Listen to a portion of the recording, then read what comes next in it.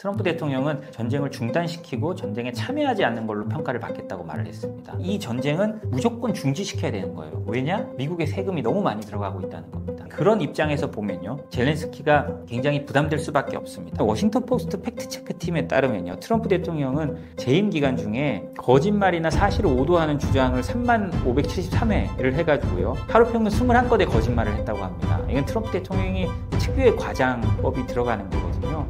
트럼프 대통령이 당선자 시절이요, 손정희 소프트뱅크 회장을 만났잖아요. 그때 소프트뱅크 회장이 1000억 달러를 미국에 투자한다고 했습니다. 그러니까 그걸 하려고 기자회견도 하고 난리가 났잖아요. 1000억 달러면 어마어마한 돈입니다. 140조 정도 되는 돈이니까요. 그때 트럼프 대통령의 반응이 재밌습니다. 옆에서 뭐라 그랬냐? 2000억 달러 되나요? 라고 말하는 겁니다. 트럼프 대통령은 항상 없고 또 없는 식으로 배팅을 합니다. 우크라이나를 보면 어떻겠습니까? 가장 돈 많이 된 나라가 직접적으로 지원한 나라가 어딥니까? 유럽도 돈을 많이 냈다고 하지만 무기나 진짜 필요한 것들을 가장 많이 낸 나라는 미국이거든요. 그럼 미국이 가장 많이 가져가는 겁니다. 그게 국제 질서입니다. 트럼프 대통령은 그거보다 더, 제가 계속 말하고 있지만, 트럼프 대통령이 1000억 달러 투자한다면 2000억 달러 어때요? 라고 하는 사람이거든요. 거기서 자기들이 더 얹어가겠다는 겁니다. 트럼프 전 대통령이 젤렌스키를 독재자라고 비판했는데요. 이런 발언의 배경과 의미는 무엇인가요? 트럼프 대통령의 말 어휘 자체에 너무 큰 의미를 부여할 필요는 없다고 생각합니다. 얼마 전에도 북한을 핵을 가진 나라라고 해서 북한을 정식 핵 보유국으로 인정하는 게 아닌가, 이런 말을 많이 했는데, 그건 사실 트럼프 대통령은 그냥 판을 흔들고 그냥 자신이 생각한 대로 하기 위한 건데요. 트럼프 대통령이 젤렌스키를 독재자라고 말한 건 종전을 압박하기 위한 걸 수밖에 없습니다. 트럼프 대통령이 취임사에서 뭐라고 했나요? 트럼프 대통령은 전쟁에 승리하는 것으로도 당연히 평가받지만 전쟁을 중단시키고 전쟁에 참여하지 않는 걸로 평가를 받겠다고 말을 했습니다. 그러니까 이 사람은, 트럼프 대통령의 입장에서는 이 전쟁은 무조건 중지시켜야 되는 거예요. 왜냐? 미국의 세금이 너무 많이 들어가고 있다는 겁니다. 트럼프 대통령 그런 입장에서 보면요, 젤렌스키가 굉장히 부담될 수밖에 없습니다. 그러니까 독재자라고 부르면서 비판하고요, 판을 흔들고 자기 지지층을 몰아쳐서 그다음 트럼프 여론을 일으키고 그걸 통해서 그 젤렌스키를 압박을 하는 거죠. 젤렌스키도 약간의 건덕지를 주긴 했습니다. 사실 우리 6.25 때를 생각해 보면요, 우린 6.25 때도 선거를 했습니다. 그 부산에서 엄혹한 상황에서도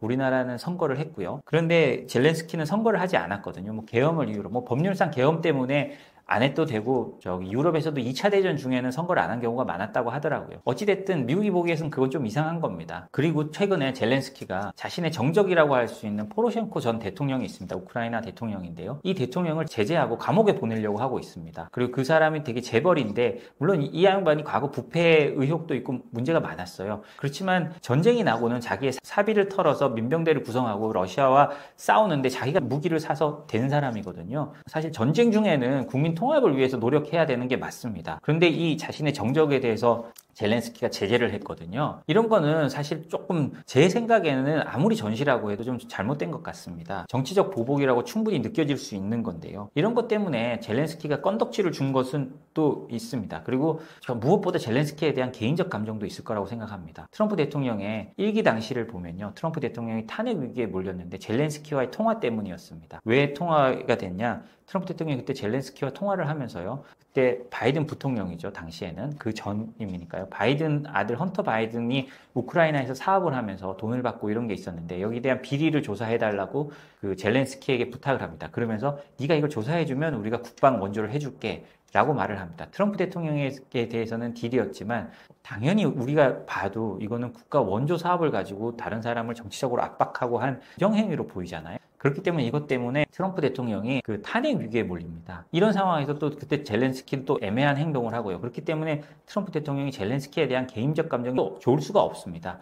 물론 이것 때문만은 아니겠지만요. 트럼프 대통령이 어찌됐든 거액의 1,700억, 1,400억 달러, 이게 통계에 따라 좀 다르던데 거액의 미국의 세금이 들어간 이 전쟁을 빨리 멈추고 싶어 하는 것은 트럼프 대통령의 생각이고요. 이걸 멈추게 하기 위해서 트럼프 대통령은 어떤 수단이든 쓰려고 할 겁니다. 트럼프 대통령의 이러한 발언에 대한 미국 내 반응은 어떠한가요?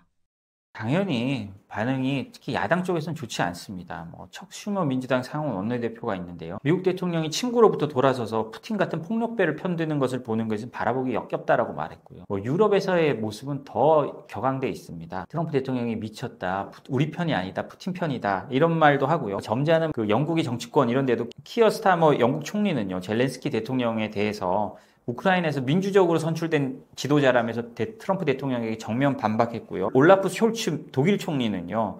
젤렌스키 대통령의 정통성을 부정하는 것은 잘못되고 위험한 일이다 라고 말을 했습니다. 그런데요, 이거는 비판하는 사람이고 유럽의 거지 미국 여론이 중요하잖아요. 전체적인 여론을 보면 크게 안 움직였습니다. 미국 여론이 보면 트럼프 대통령의 국정 지지율은 40%에서 48% 정도로 떨어진 정도고요. 이거는 이 사건이나 이 발언이 미국인들의 감정선을 건드릴 만한 건 아니었다는 겁니다. 그래서 크게 문제가 없고 트럼프 대통령의 지지층들은 전혀 흔들리지 않고 있다고 하는 거니까요. 트럼프 대통령은 아마 이런 식으로 해서 계속 우크라이나를 압박할 겁니다. 니들 빨리 전쟁 그만둬야 된다. 내 말 따라라. 내가 러시아랑 협상할 텐데 그 협상 안 나오면 니들도 따라야 된다. 안 그러면 돈 안 줘. 이런 게 트럼프 대통령의 그냥 명확한 거거든요.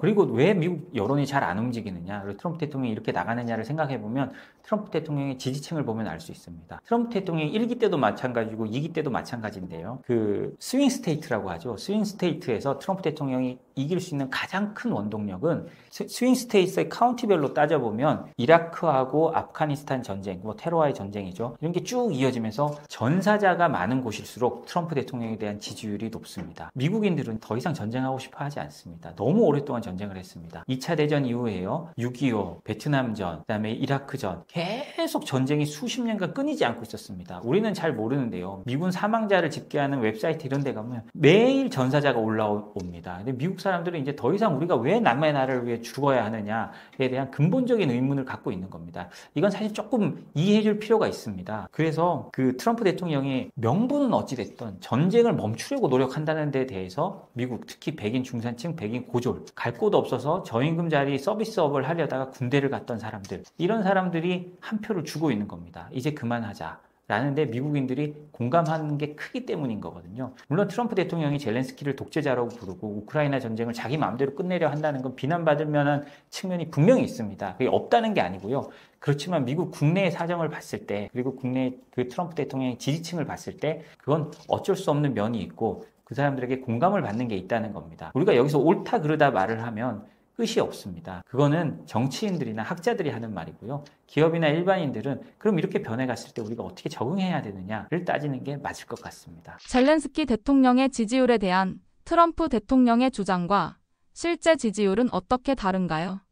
트럼프 대통령은요, 젤렌스키 지지율이 4%라고 했는데요. 뭐 사실 그건 말도 안 되는 얘기죠. 전쟁 중인데 전쟁은 지도자가 4% 지지율이면 그 전쟁을 이끌 수 없죠. 근데 작년 12월 우크라이나 여론조사를 보면요, 젤렌스키 지지율은 한 52% 정도 됐다고 합니다. 전시라는 걸 감안하면 사실 52%도 크게 높은 건 아닙니다만 그래도 4%라는 건 말이 안 되죠. 근데 이거는 트럼프 대통령이 그 의도적으로 이렇게 말을 한다는 걸 저희가 알아야 합니다. 예를 들자면 워싱턴 포스트 팩트체크 팀에 따르면요, 트럼프 대통령은 재임 기간 중에 거짓말이나 사실을 오도하는 주장을 3573회를 해가지고요, 하루 평균 21건의 거짓말을 했다고 합니다. 이건 트럼프 대통령이 특유의 과장법이 들어가는 거거든요. 그리고 임기 마지막 해에는요, 하루 평균 39회를 했다고 합니다. 특히 마지막에 이제 대선 랠리를 하면서는 수많은 이제 과장법을 사용하거든요. 사람을 공격할 때도 굉장히 모욕적으로 말을 합니다. 조 바이든 전 대통령에 대해서는요, 선거 유세할 때 슬리피 조 바이든이라고 했어요. 이렇게 잠 오는 사람을 왜 뽑냐, 이런 겁니다. 트럼프 대통령은 항상 그런 식으로 그 별명을 붙이고요.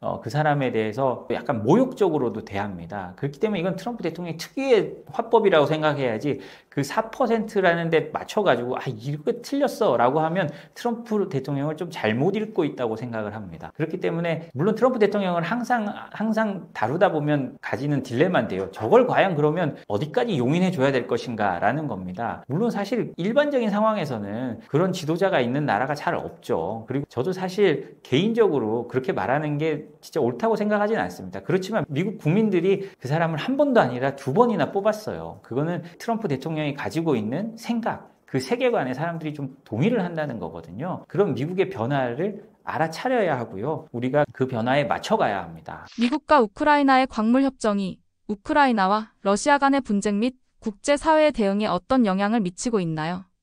광물 협정이나 우크라이나를 놓고 미국과 러시아가 사실상 미국이 독단적으로 하는 협상을 보면요. 트럼프 대통령의 특징도 그대로 보입니다. 그 미국의 협상단이 보면 그 국무장관과 국가안보보좌관을 제외하고는 두 분은 정치인입니다만 스티브 위트코프 중동 특사가 들어갔거든요. 이 사람은 부동산 사업가 출신입니다. 그러면 전문 외교관이 하나도 없는 거예요. 물론 뭐 그 밑에 외교관들이 다 받쳐주고 있지만 그 협상단 안에 사실상 사업가가 핵심 역할을 하게 되는 겁니다. 그럼 러시아 쪽은 어떠냐? 러시아 쪽은 외교관 2명을 보내고요. 외무부 장관이나 외교관 2명이 가고 나머지 한 명이 누구냐? 키릴 드미트리예프라고요. 골드만삭스 출신의 국부펀드 회장입니다. 러시아 직접 투자 펀드 회장인데요. 이걸 보면요. 그 둘이 주고받는 게 뭔지 알 수 있습니다. 드미트리 그 회장이요. 나중에 NIT나 이런 데 보도된 걸 보면요. 미국 협상단에 이런 걸 제안합니다. 이 북극해에 있는 원유 같이 개발하자. 이런 거를 휴전 협상이 종전 협상 나와가지고 같이 개발하자는 걸 말하는 거예요. 이거는 순전히 주판알로 돈 넣고 돈 먹는 칩 게임을 하는 겁니다. 이 칩 게임을 하면서 서로 그 종전 휴전 협상을 하고 있는 거거든요. 물론 우크라이나 입장에서는 정말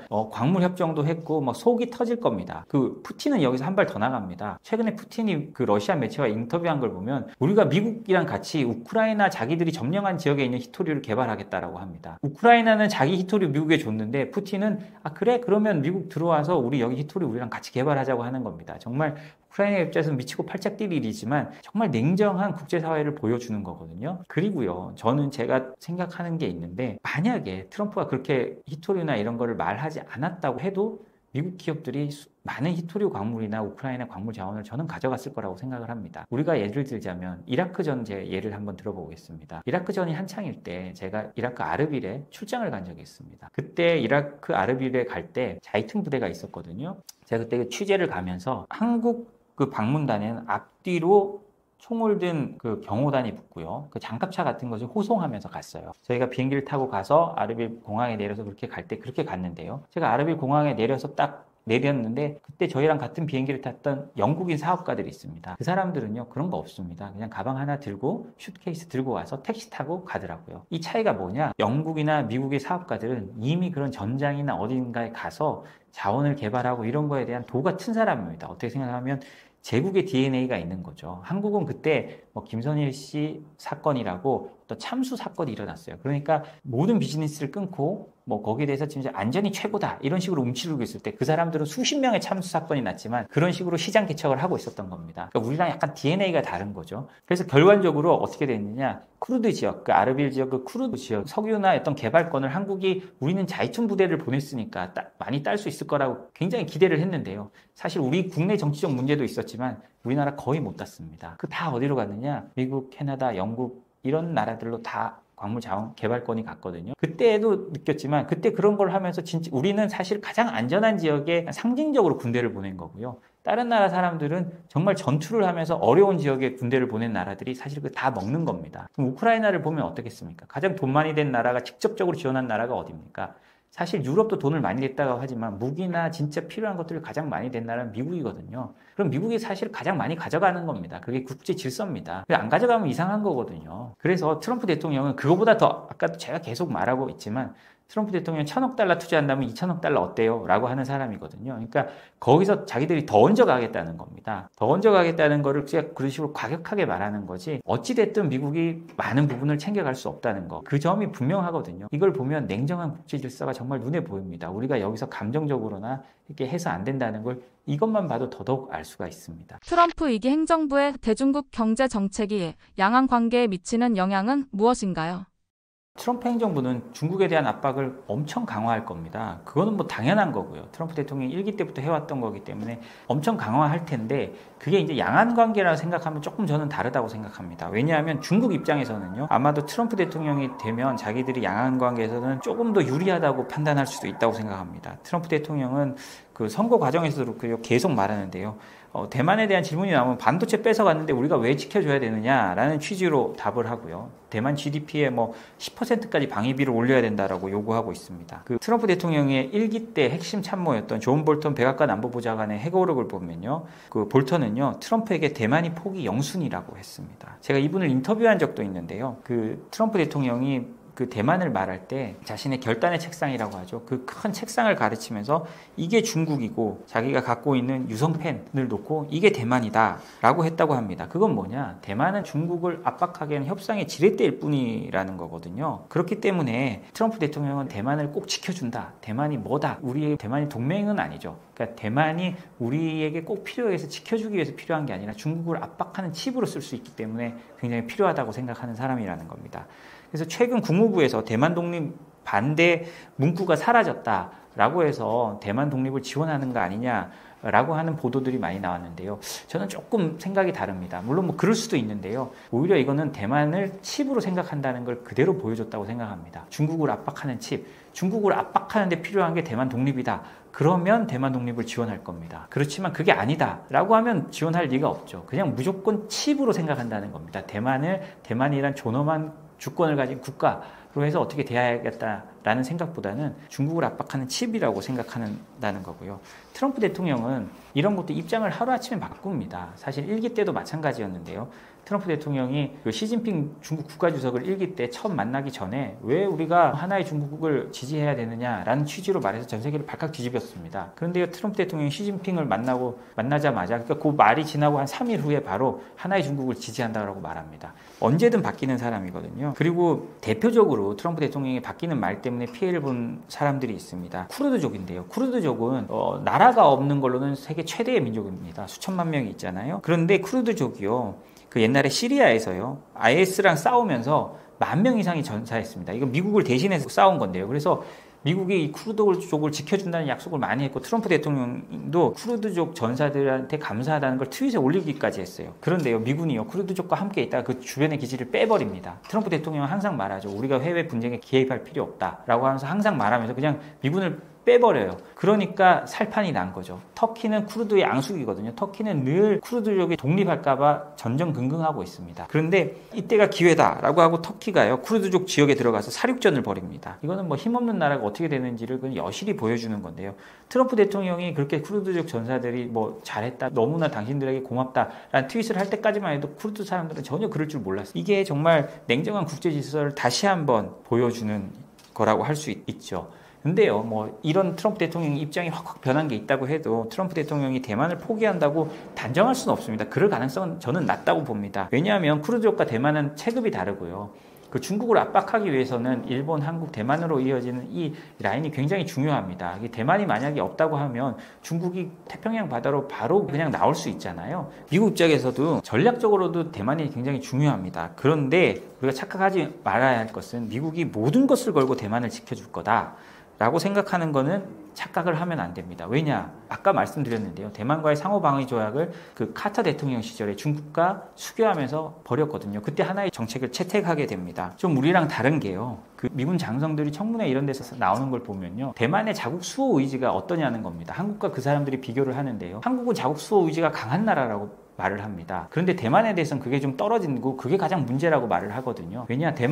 사실 대만도 너무 평화에 취해 있었던 거죠. 대만 군복무 기간을 4개월까지 줄였다가요. 사실 중국의 침공이 언제든지 있을 수 있는 나라인데 그렇게 줄였다가 최근에 이제 한 10개월로 제가 올린 걸로 알고 있습니다. 한국도 그렇게 따지면 사실 좀 많이 줄어들었죠. 한국은 북한이 있는데도 미군들이 한국에 오면 보통 2년이 있는데 한국의 군복무 기간이 2년이 안 되니까요. 이제 한 18개월인가 그렇죠. 그래서 어찌됐든 대만에 대해서 말할 때 미군들이 가장 걱정하는 것이 그겁니다. 그리고 대만 내부에서도요. 야, 홍콩 봐라. 홍콩 저렇게 중국 들어가서 잘 살고 있지 않느냐. 우리가 뭐 들어간다고 큰 문제 있느냐. 이렇게 생각하는 세력들이 생각보다도 굉장히 많습니다. 그렇기 때문에 대만 자체의 수호 의지가 얼마 있느냐도 큰 문제거든요. 우크라이나 전이 이렇게 끌고 올 수 있었던 것은 정말 젤렌스키가 처음에 정말 용기 있는 선택을 해서 모두가 망명을 권하고 할 때 다시 우크라이나로 들어가서 거기서 모두가 질 것이라고 3, 4일 안에 질 수 있다고 말하는데도 항전 의지를 불태우면서 우크라이나 사람들이 러시아를 밀어붙이니까 전 세계가 도와준 거잖아요. 그런 게 있었는데 그 미군 장성들이 걱정하는 거 보면 대만에 과연 그럴 수 있을까 이렇게 걱정하는 사람들도 많습니다. 그렇기 때문에 우리가 미국이 대만을 포기할 가능성은 아주 낮습니다. 그렇지만 대만이 그 의지가 낮은데도 전폭적으로 지원할까 의문으로 여전히 남아있다고 저는 생각을 합니다. 중국이 대만 침공을 결정할 경우 국제사회의 반응은 어떨 것으로 보시나요? 트럼프 대통령 2기 청문회에서요, 공통적으로 그 안보 관련 장관들이 말한 게 있는데요. 시진핑 국가주석이 2027년까지 대만 침공 준비를 마치라고 했다는 겁니다. 이건 아마 미국이 자신들의 정보망을 최대한 끌어모아가지고 뭐 확인한 정보니까 이렇게 모두가 말하고 있을 거라고 생각하는데요. 저는 그 기자 생활을 한 20몇 년 하면서 정치부 기자를 오래 했습니다. 거의 한 10년 가까이 했는데요. 우리가 어떤 지도자, 그리고 그 견제받지 않는 지도자의 그 판단을 미리 예측하기가 상당히 어렵다고 저는 생각을 합니다. 왜냐하면 이 사람들은 자신들의 성공 반정식이 있고 자기가 하면 된다고 생각하는 쪽으로 계속 밀려서 올라가거든요. 그렇게 해서 지도자가 됐기 때문에 거기에 대해서 물러서질 않습니다. 그리고 마지막에 가면요, 자기가 위대한 지도자로 남기 원합니다. 역사에 남는 사람이 되고자 하는 게 공통적인 모습입니다. 한국 대통령들도 마찬가지입니다.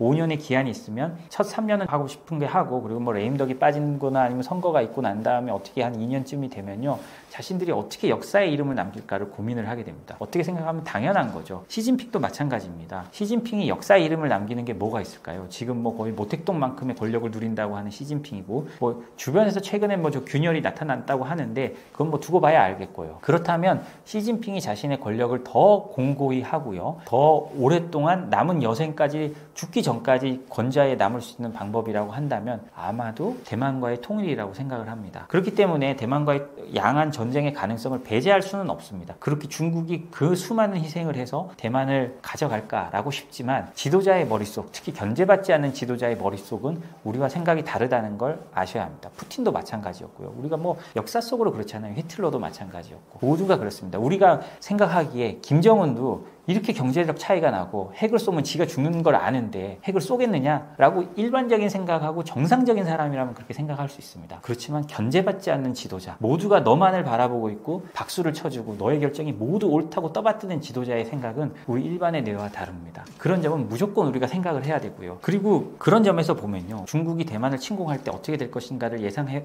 보면, 우리가 우크라이나 전쟁을 보면서 우리가 그 냉전 이후에 우리가 가졌던 허위 의식이 여전히 드러났습니다.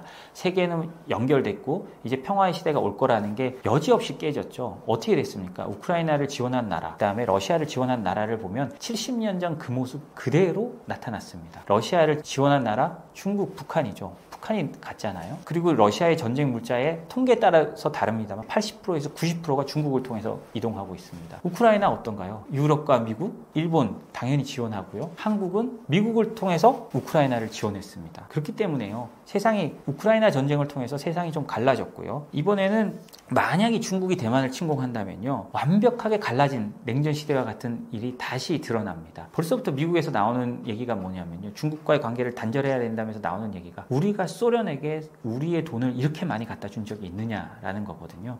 그러면 다시 소련 당시처럼 돌아가는 겁니다. 모든 물류가 끊기고요, 이제는 공급망 자체가 완벽하게 분리되는 그런 시대가 올 거라고 생각합니다. 그러면 다시 우리가 중국을 중국이 아닌 중공이라고 부르는 시대가 다시 올 수도 있겠죠. 그렇기 때문에 양안 간의 전쟁은 다시 역사의 수레바퀴를 거의 뭐 100년 전, 2차 대전 직후로 돌리는 그런 일이 될 거라고 저는 생각을 합니다. 그렇기 때문에 그런 일은 당연히 없어야겠고, 그러면 또 너무나 많은 사람이 죽겠죠. 양안 갈등 상황에서 한국의 입장과 대응 전략은 어떠해야 할까요? 양안 갈등 상황이라면 우리가 해야 할 일은 당연합니다. 약간 갈등 상황에서는 전략적 모호성을 지켜야겠죠. 하나의 중국 원칙을 지킨다고 하면서요, 중국과의 관계를 이어가야 됩니다. 우리가 뭐 중국이랑 큰 시장을 놓칠 수가 없잖아요. 대만 시장에도 우리 기업들이 많이 가고 있지만, 그 대만과 중국은 아까 트럼프가 말했듯이 중국이 큰 책상과 같다면 대만은 뭐 우리에게는 사실 뭐 형광펜 같은 존재는 아니지만 그 큰 노트 정도 하나의 존재가 될 수 있겠죠. 그렇기 때문에 그 경제적으로 봤을 때도 비교할 수가 없고요. 그리고 우리에게는 가장, 우리가 중국과 계속 관계를 맺어야 되는 가장 큰 이유는 우리에게 북한이 있습니다. 북한을 제어할 수 있는 현실적인 방법은 중국 정도인데요. 지금은 뭐 북한이 러시아로 붙어 있기 때문에 또 러시아가 될 수도 있겠죠. 우리는 그 안에서 전력적 모호성을 유지하면서 우리의 경제적, 정치적, 안보적인 걸 당연히 취해야 됩니다. 이거는 뭐 갈등 상황일 때는 그런 거고요. 근데 침공하면요, 상황이 좀 달라진다고 저는 생각합니다. 왜냐? 중국이 이렇게 침공하면 우리 국경부터 우린 지켜야 됩니다. 왜냐하면 중국 입장에서, 그리고 그쪽 진영이 이제 완전히 갈라지는 입장에서 전력을 분산시켜 놔야 되거든요. 그러면 북한이 어떻게 나올지 우리는 알 수가 없습니다. 우크라이나 전쟁에서 봤듯이 세상이 그렇게 갈려져 있다는 거, 우리가 수면 아래 감춰져 있던 갈려진 진영이 우리가 우크라이나 전쟁을 통해서 수면 위로 올라왔잖아요. 이제 그게 더 명확해질 거고 북한이 우리 국경을 끊임없이 도발할 가능성도 있습니다. 왜냐? 이쪽에 군대를 묶어놔야 되는 거니까요. 그리고 우리나라 입장에서는 당연히 즉각적인 전쟁 반대 메시지를 내야 되고요. 또 방어적으로 움직여야 됩니다. 왜냐하면 우리 안보부터 불안하니까요. 하지만 대만이나 뭐 미국은 우리가 그쪽을 도와주기를 굉장히 바라고 있을 겁니다. 그때 어떻게 해야 될 전략적 판단을 할지는 그 당시 지도자의 판단일 겁니다. 그리고 또 위험한 건 우리가 원하든 원치 않던 주한미군은 대만을 도와주도록 움직일 겁니다. 그럴 때 중국이 또 주한미군 기지를 때린다거나 뭐 이렇게 된다면 또 전쟁의 양상이 완전히 달라지는 거거든요. 이건 뭐 그냥 시나리오긴 합니다만 이런 상상조차 하기 싫은 시나리오긴 한데 우리가 이런 데 말려들지 않도록 정말 최대한 방어적이고 현명하게 움직여야 된다고 저는 생각을 합니다. 양안 갈등이 글로벌 반도체 공급망에 현재 미치는 가장 큰 영향은 무엇인가요? 트럼프 대통령이 자꾸 최첨단 반도체, 물론 바이든 대통령도 마찬가지였습니다만 최첨단 반도체 공장을 미국 안으로 옮겨야 된다는 것은 단순히 제조업 일자리를 늘리기 위해서 하는 게 아닙니다. 당연한 거지만 반도체는 가장 중요한 패권 경쟁의 수단입니다. 그러니까 미국 내에서 제조돼야 된다는 거거든요. 그래서 양안 갈등 때문에 더더욱 그렇게 말을 하는 겁니다. 실제로 미국 육군의 잡지 같은 데 올라온 거에 그 미군들의 전략 같은 걸 보면요. 브로큰 네스트, 그러니까 깨진 둥지라는 전략이 있습니다. 중국이 대만을 침공했을 때 미국이 어떻게 해야 되느냐 에 대한 건데요. 둥지를 깨버려라 라는 거는 중국이 침공에 들어오면 미국이 먼저 날아가서 TSMC 공장이나 최첨단 반도체 공장을 폭격해버려야 된다는 얘기입니다. 왜냐? 이 하나라도 중국에 넘어가면 안 된다는 거거든요. 그렇기 때문에 미국이 많은 반도체의 모든 것을 미국 안으로 옮겨오려고 하는 겁니다. 그래야 안전하다는 거고요. 미국이 안 된다면 그래도 가장 자신들이 믿을 수 있는 일본이나 이런 곳으로 가려고 하는 겁니다. 그래서요, 이 반도체 공급망도 더더욱 미국 중심으로 짜이게 될 겁니다. 우리는 지금 중국에도 공장이 있고 하지만요, 미국은 끊임없이 한국 반도체 회사의 중국 공장을 멈춰 세우게 하려고 노력할 겁니다. 벌써부터요, 네덜란드 ASML 같은 반도체 장비 회사들이 구형 장비도 AS를 못 해주도록 만들려고 미국이 하고 있거든요. 왜냐? 미국이 그럴 줄 알고 구형 장비를 엄청 수입해놨어요. 엄청 수입해서 공장을 돌리고 있는데 그러면 미국이 그렇게 말하는 거예요. ASML에 더 이상 서비스 해주지 마라. 그렇기 때문에 지금 미국, 네덜란드 뭐 이런 데가 지금 협상 중이고 지금 트럼프 대통령은 아마 할 겁니다. 저는 할 거라고 생각을 하는데요. 미국이 어느 정도로 그 반도체 통제의 진심인가를 보여주는 게 바이든 시절에 있었습니다. ASML 근처에요. 그 아인토벤 시가 있습니다. 아인토벤 시의 공과대로 유명한 아인토벤 공과대가 있는데요. 그 공과대에 약 한 25%인가 외국인 학생이 있다고 합니다. 반도체 학과로 유명하고요. 산학 협력을 통해서. 근데 미국이 뭐라 그랬느냐? 그 아인토벤 공과대는 반도체 산학으로 유명한데요. 당연히 ASML이랑 협력하니까요. 근데 거기에 약 25%의 외국인이 있고요. 그 중에 대부분이 중국인이었다고 합니다. 그러니까 미국이 어떻게 했느냐? 중국 학생들 쫓아내라고 하는 거예요. 그런데 대학은 사실 우리가 그렇게 하기가 쉽지 않잖아요. 그러니까 네덜란드와 그 아인토벤 공과대학이 우리는 그럴 수 없다라고 반발하는데 미국의 압박이 계속 들어오니까 그러면 박사과정에는 우리가 받지 않겠다라고 한 겁니다. 타협을 한 거예요. 그만큼 미국이 그런 대학까지 압박할 정도로 거기에 진심인 겁니다. 그렇기 때문에 우리가 이 양안관계, 이건 사실 양안관계의 문제만은 아니죠. 반도체에 대한 반도체 패권을 지키려는 미국의 의도를 과소평가해서는 안 됩니다. 그리고 그 공급망을 우리가 미리미리 중국 외부에 빼놓고 그다음에 새롭게 만들어가는 것이 정말 중요하다고 생각합니다. 이런 변화들 속에서 현재 한국의 반도체 기업들의 상황은 어떤가요? 주가가 좀 말해주고 있다고 생각합니다. 뭐 삼성전자는 사실 약간 오만전자라고 하죠. 그 사이에 좀 정체돼 있고요. 하이닉스는 사실 최고급 HBM을 만들면서 좀 더 나은 상황입니다. 한 20만 원 정도에 가 있는데요. 이런 거는요, 사실 지정학적 문제보다는 내부적 문제가 더 큰 상황입니다. 그렇지만 제가 아까 말씀드렸듯이요, 중국이랑 우리가 공급망에서 분리된다면 한국 반도체가 더 커질 수 있는 가능성이 있다고 생각합니다. 왜냐하면 싼 중국 반도체들이 미국 시장이나 유럽 시장으로 들어갈 수 없는 거거든요. 미국이 이 반도체 어느 정도까지 하냐고 하면 바이든 시절입니다. 바이든 시절에 조사를 해서 지금 트럼프 행정부로 넘긴 게 있는데 미국에 있는 작은 뭐 장난감 같은 전자제품을 다 조사해 봤더니 그 안에 66%의 중국산 반도체가 있다고 미국이 발표를 했습니다. 그래서 이 중국산 반도체가 어디서 어떻게 들어왔냐를 알아봤는데 그 중에 한 20% 정도를 빼놓고는 어디서 어떻게 섞였는지도 모른다는 거예요. 싸니까 그냥 중소형 반도체를 넣는 겁니다. 근데 이제 이런 것도 다 조사해서 빼게 하겠다는 거거든요. 그럼 이런 싼 반도체도 우리 기업들의 경쟁력이 생길 수 있고 기회가 열릴 수 있는 겁니다. 그래서 이런 것들을 잘 봐야 되고요. 그런데요, 우리가 뭐 이런 지정학적 기회나 위기만으로 이걸 판단해서 안 되는 거예요. 근본적으로는 제가 노력해야 된다고 말씀을 드리는 게 있습니다. 예를 들자면 제가 한 13년 전에요, 페루에 취재를 갔었습니다. 제가 그때는 중남미 특파원으로 일을 하고 있었는데요. 페루에 취재를 갔을 때 페루 화웨이를 갔습니다. 왜 갔느냐?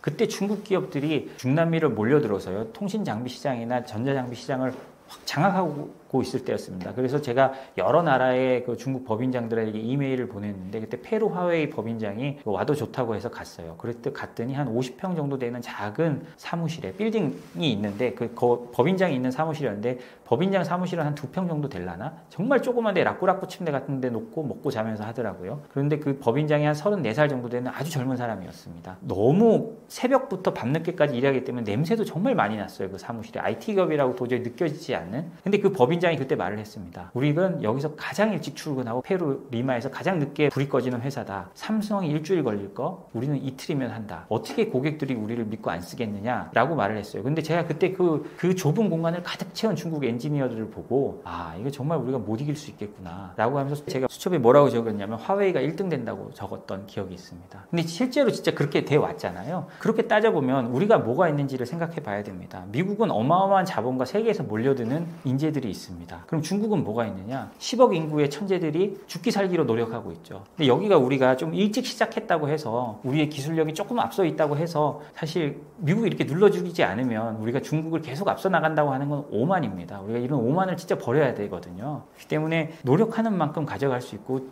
딥시크 이런 거에서 봤듯이 중국의 천재들이 10억 인구에서 나온 천재들이 있습니다. 그런 사람들이 노력할 때 우리가 정말 깨어가지고 노력하지 않으면 정말 자칫하면 따라잡힌다. 특히 반도체도 마찬가지다. 그리고 최근에 평가에서도 나왔듯이 이미 다 따라잡았다는 평가가 있듯이요. 우리가 정말 긴장감을 가지고 노력해야 될 때라고 생각을 합니다.